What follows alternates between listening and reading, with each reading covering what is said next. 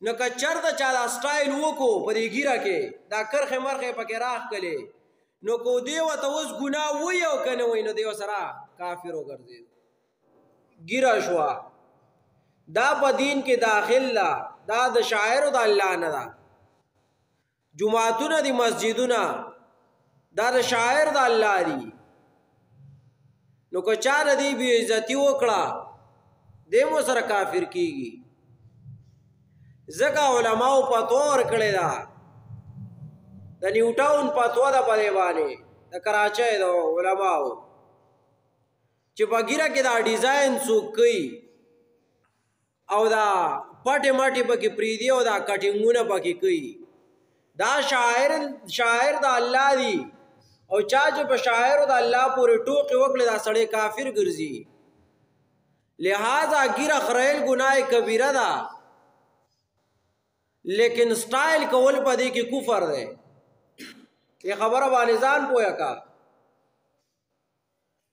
ځکه مونږ دې ته یو معمولی نظر کوو څومره دا هلکان چې دي نوجوانان نو دوی که سټایل کوي په ګیره کې ویښتو کې خبره نه کوو ځکه هغه ګناه ده ایسر سړی کافر کیږي نه لیکن ګیره واجب ده سنت تا واجب و ته په دې وجه وایي چې ټول انبیاء پرېښي دي یو نبی د اوسه پورې داسې نه دی راغلی چې هغه ګیره خریلي یا یې د موټي نه وړه کړي او صحابو کې هم داسې څوک نه تیر شوي نیکان خلک داسې نه دی تیر شوی چې هغې ګیرې خریلي او که تاسو وایئ چې د مصر قاریان دا چې دی دا نیکان دي نو هغوی ول بیا هلته لیسنسې کوي لکه څنګه چې وسله ګرځول دا سنت طریقه ده وسله ګرځول سنت طریقه ده پاکستان کې به پابندي ده نه وای ګرځای لیسنس ولا جوړ کا بیا ګرځوا ګیره پرې خودل سنت طریقه ده که بادشاہ نه پرې خودل لیسنس ولا جوړ کا ناغه دا خلک نه ده چې د اخریقه ده نه کان نه دي نو بګیره کې سټایل کول دا سنت او بی عزتی ده شاعر د الله دی که یو سړی ګیره وړه کوي که نه د حد نه سیوا نو وړه دی کی ګناه کبیره به ورته وایي چې او دا ګناه دی او ښه کار به ورته نه وایي نو په دایره د اسلام کې به پاتې شي کافر به نه شي لیکن ګناهګار به شي که چېرته ګیره یې وخریله بلیډ یې پرې راکاږو لیزر یې پرې راکاږو مشین یې پرې راکاږو نو دا به ورته وایي چې او دا ګناه دی ګناه کبیره ده نو د اسلام په دایره کې به پاتې شي لیکن که سټایل یې پکې وکړو سټایل مطلب دا چې دلته دا کرښه پرېږدي دې ځای کې دا شون غونده کې پرېږدي تور دا سپو هغه چې څنګه وي سپی نور سپینې یا سوري او را شونې توري دا کاسې د انسان دا مخم نور سپینه یا خړ برابري او دا ځای پکې د سپي په شان پرېښی یا هلکانو سره دلته د سپي په شان شون پرېښی او بره چې دی بره پسې ویښته د خنزیر په شان ودرولي نو دې باندې خفه کېده نه دي پکار دا د کفر او د اسلام خبرې دي دا شاعر د اسلام دي دا نښې د الله دي او نښو د الله پورې مسخره کول دا کفر دی که چېرته زما په خبره د چا یقین نه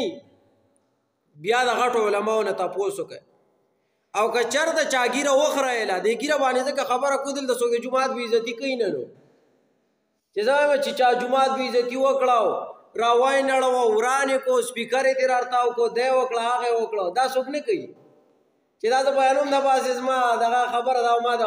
اوښ لکۍ راټینګه کړي د ګیرې دا خبره ځکه کوم چې دلته عامه ده ناسې نه چې څوک رانه پکې کوپر ته واوړي نو که چېرته چا دا سټایل وکړو په دې ګیره کې دا کرښې مرخې پکې راښکلې نو کو دی ورته اوس ګناه وی او که نه وی نو دی ورسره کافر وګرځېد او چې ګیره یې خرایله او ګناه یې ورته نه وی بیا هم کافر دی ښه چې ګیره یې خرایله او ګناه یې ورته نه وی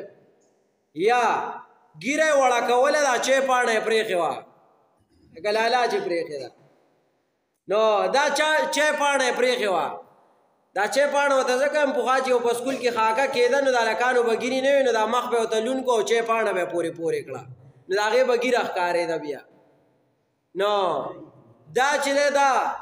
دا څه طریقه ده دا چې پاڼه دا ګیره نه ده او که یو سړي وي چې او ما دا ګیره پرېښې ده او دا شاعر د الله دي نو د دې ایمان ته خطره جوړېږي دې ته ګیره مه وایه ښه لکه مثال په طور یو سړی بار په دې لار کې بربنډ روان دی او دی وایي چې زه خو په اسلامي طریقه پوره په لباس کې پټ روان یم دا باسې د غلط ځای راټینګ کړی که نه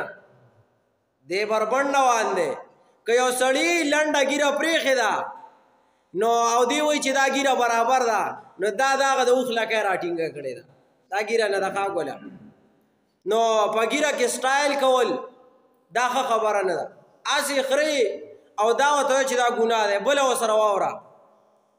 که چېرته ګیره دې وخریله یا دې وړه کړه د حد نه سیوا